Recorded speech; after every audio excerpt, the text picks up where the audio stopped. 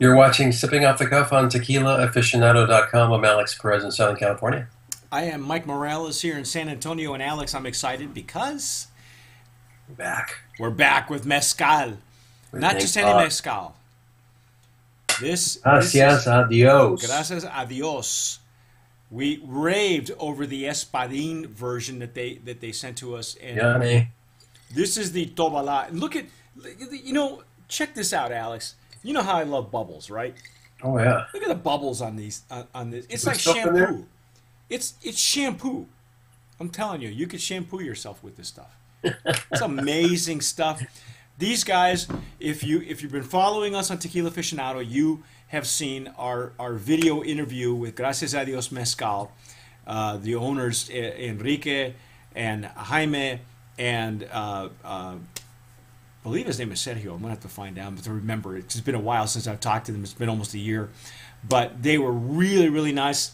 In fact, I guess I should brag a little bit. When they came to see us, Alex, they were so nice to.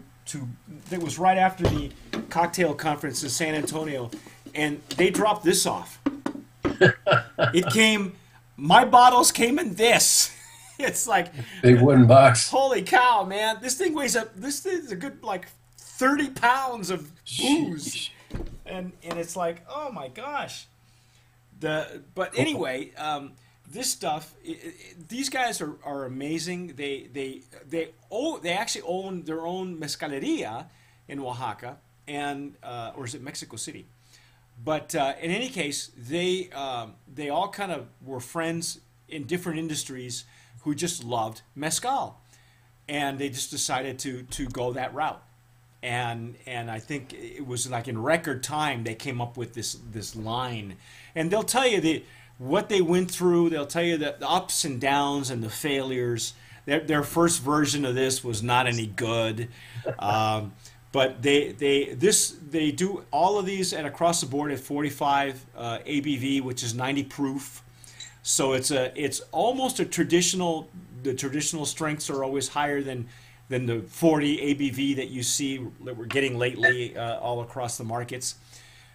This one in particular is Tobala, which is in the mezcal world is another popular maguey agave that they make that mezcal can be made from, and this is their version. It's a Joven, so it's unaged, and Alex is using the Glencairn, which is that's the I think it's a Canadian blending glass, I think is what they call it. Right. And I liked it for mezcal because it's just wide open, and it kind of gives you the full effect of the nose. It's got a beautiful nose. Wow. And that's the neat part about these mezcals, especially the higher proofs, is that it doesn't really matter what vessel you're using, because ordinarily I'm using these gourds. That's how we drink out of them, or the clay copitas. But every once in a while, we'll pour it in a glass just to see what it does. And the really neat thing about mezcal, if you're really into it, is the nose. Each plant gives you a different nose, a different terroir, and of course the hand of the distiller is involved in this as well. Now this one, just like the Joven, getting a lot of fruit. A lot of fruit. But you know what I'm getting too is I get like a little bit of peat. Could be. Like Scotch. Yeah, like a Scotch, and that could be from the smokiness though. Yeah. They are very forthcoming with information. You can find out all about their process. They have tons of pictures on their Facebook page. Great website. Their Instagram is really cool as well. You can follow them on all three of those. Very accessible guys. Jaime Niembro is the partner that lives in San Antonio, so we're in constant contact with him. Wow. This is something else. Did you taste it already? Did. Oh, you dog! I wasn't even watching. Some spice in this. You got a lot of spice on the palate too.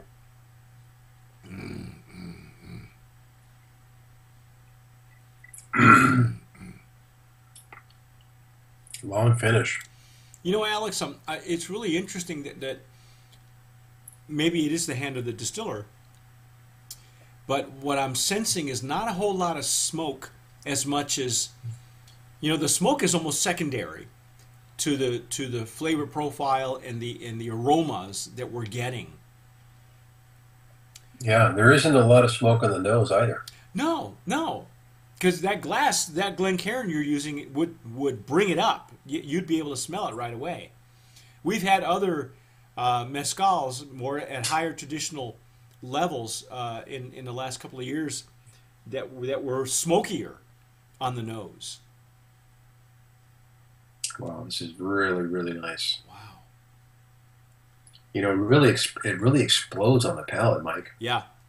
doesn't it?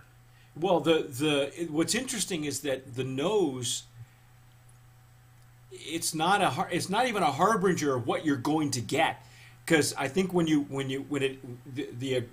the flavor explosion that happens in your mouth is really aggressive. You don't expect it, because No.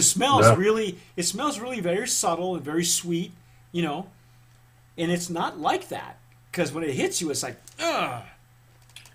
Hello. Yeah, the Espadin for me had more of the wet cement, Right. more of the Dirt. the Well, dirt, but the terroir. yeah, And this one is very floral. mineral, a lot of mineral. Yeah. Yeah, this is a lot of really fruity, really citrusy, Mm. minty. Wow. The wonderful world of mezcals. Oh my gosh. So complex. Yeah, It's you can go from brand to brand to brand, even at the same ABV, and you're going to have something different from the same plant. It's just the region it comes from, who's putting it together. Their master mezcalero is Oscar Hernandez. They love that guy. You can see pictures of him on Facebook and Instagram. They love this guy. He is such a family guy, and he's very much a partner, part and parcel of this he's on the brand. bottom. Oscar Hernandez. Yep, Oscar Hernandez. Oscarín. It's Oscari. But yeah, he signs every bottle. They have their own. I guess it's their own foundation where they reforest and they are replanting. So every time that they use one of these plants for making their mezcal, they replant for the future in the region where they pick these out. Oscar, from what the guys told me, and you can watch the interviews either on our website at Tequila Aficionado or on YouTube, on our YouTube channels. You can binge watch the entire interview without all the extra editorial comments from me, and they'll tell you that they convinced him to try to make mezcal using the other maguey, and he's hooked now. So it's like they each complemented each other in their lives, which was really kind of neat how that worked out. But I can't say enough about these guys. I think Alex, brand of promise again for Tobala. Hands down. What a line. Yeah, they've got They've got a tuna roja.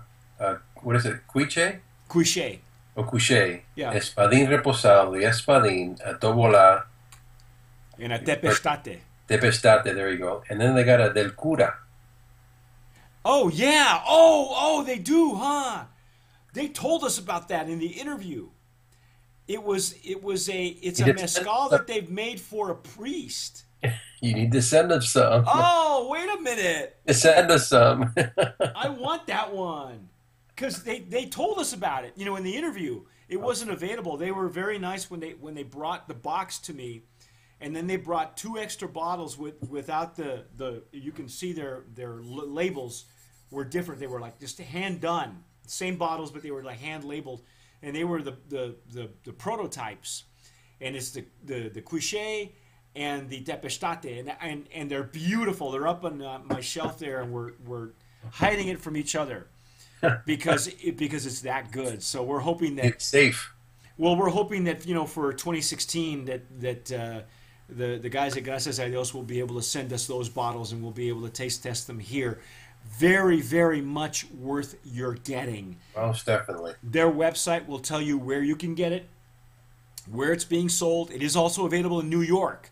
So for those of you hipsters out there and all you tequila bars and go ask for GAD, Gracias a Dios Mezcal. You're going to love it. They have a whole... These guys are really great guys too. If you want to know more about them and where they come from, watch the YouTube channel, read up on them on Tequila Aficionado. I can't say enough about those guys. Again, they also, by the way, they came with us on our Dia de los Muertos Tequila Mezcal tour. They came on board with us with the core line of the three, which was one of these was it. And it was great having a mezcal in the Grand Canyon.